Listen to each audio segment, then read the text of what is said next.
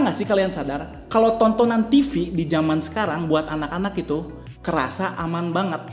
Padahal dulu kalau kalian tahu banyak acara yang berani banget untuk membawa isu-isu remaja dan isu-isu sosial. Kok bisa gitu ya? Menurut kalian siapa ya yang mengatur tontonan anak di zaman sekarang? Sebelum dunia internet mengambil alih, TV anak-anak punya aturan ketat.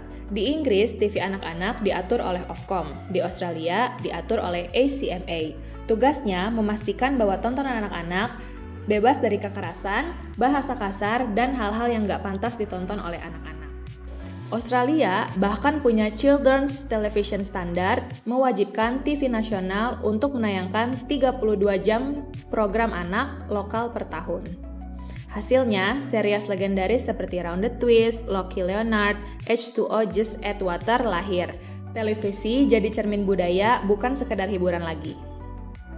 Tapi semua berubah saat era digital datang. TV sekarang bukan satu-satunya lagi layar yang ada di sini.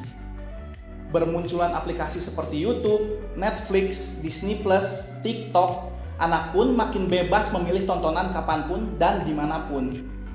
Masalahnya, platform-platform ini tuh nggak sesuai dengan regulasi kita. Nggak ada Ofcom, nggak ada ACMA, nggak ada kuota lokal, nggak ada sensor. Jadi anak-anak bisa nonton konten global tanpa tahu produsennya, asal-usulnya. Bahkan mereka nggak tahu apakah ini cocok dengan budaya kita atau enggak. Anna Porter menyebut ini adalah pergeseran kekuasaan penyiaran dari institusi publik ke korporasi global yang digerakkan oleh algoritma. Lembaga penyiaran sekarang menjadi semakin berhati-hati. TV publik takut disalahkan. Alhasil, konten-konten yang mereka hasilkan menjadi semakin konservatif. Mereka udah nggak mau bahas isu-isu sosial, padahal isu-isu sosial menjadi kekuatan dari TV anak. Acara seperti Grange Hill dari UK di-cancel, karena udah nggak relevan sama kehidupan anak-anak di zaman sekarang. Selain itu, di Australia, Dance Academy berhenti ditayangkan karena dianggap terlalu dewasa. Alhasil, lembaga penyiaran memilih untuk mundur. Mereka fokus untuk menayangkan konten untuk anak 12 tahun ke bawah. Padahal, hasil penelitian menunjukkan kalau anak-anak itu lebih suka menonton konten yang sebenarnya tidak dihasilkan untuk mereka. Buat survive, BBC dan ABC juga membuat aplikasi untuk anak sendiri. BBC membuat iPlayer Kids dan ABC membuat Kids App. Konsepnya digital world garden gitu, taman digital yang aman untuk anak-anak. Aplikasi ini membuat dunia anak semakin sempit, karena yang dibolehkan tayang hanya yang sudah diizinkan oleh lembaga TV. Ironisnya, lembaga TV sekarang jadi bermitra dengan YouTube dan Netflix. Platform yang dimana dulu itu mereka awasi, sekarang mereka bermitra untuk jadi bagian produksi. Contohnya itu kayak YouTube Kids, Netflix Kids, dan platform lainnya yang serupa.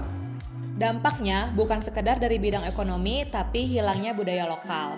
Produksi drama anak turun, logat asli jadi aksen asing, kisah lokal berubah menjadi animasi global tanpa konteks budaya. Potter bilang ini market failure in cultural storytelling. Anak-anak jadi mengenal dunia dari budaya asing dan kehilangan cerminan diri di layar. Di Indonesia, masalah serupa pun terjadi. Pemerintah merespon migrasi penonton ke media digital lewat regulasi baru. Peraturan Pemerintah Nomor 17 Tahun 2025 mengharuskan platform digital mengadakan parental control, melindungi data pribadi anak, mengatur algoritma konten sesuai usia, serta membentuk tim kepatuhan internal untuk supervisi compliance di tiap platform. KPI juga tetap mengawasi penyiaran TV. Sementara KPAI mendorong pelindungan anak lintas media. Namun, tantangan besar tetap ada. Literasi digital anak dan orang tua masih tetap rendah.